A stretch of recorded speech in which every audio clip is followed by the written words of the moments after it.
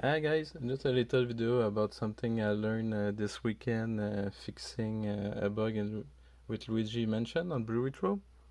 So what I learned is that for the GameCube you had initially a feature to have the button pressure. So the controller has various modes embedded into it that you can configure and makes the A and B button pressure bytes available to read. So right now I have a little script using a Cube 64 serial bridge that's reading a regular controller. So as you can see, you have the digital button at first, the left joystick, the C stick, and then you have the analog trigger. And then at the end, you have the A and B button pressure bytes. But as you can see, even if I smash the button, there's nothing in those bytes. It's always 0. So that's just the remnant of it, of what I think cut feature of the controller that was cut into development. And you have some game, I guess maybe there's other, but you have Luigi mentioned that enable that mod even if it's not used anymore. I guess it's just because it was one of the early games. But something I got here, I actually got development kit controller.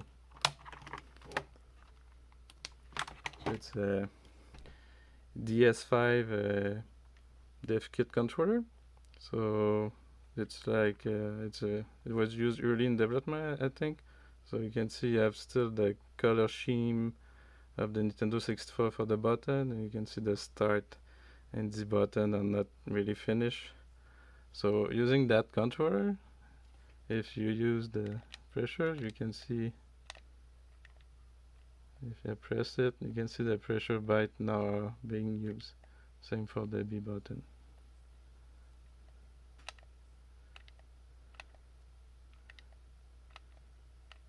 So that's a bit like PS2 and PS3 controllers, but only for 2 buttons. So another thing, you notice on the controller it's writing 3/4 speed. So I think that relates to actually the bit period of the one wire protocol. So the Nintendo 64 and the GameCube use the same low level protocol. So in case of Nintendo 64, the period is 4 microseconds, and for the GameCube final controller, it's 5 microseconds.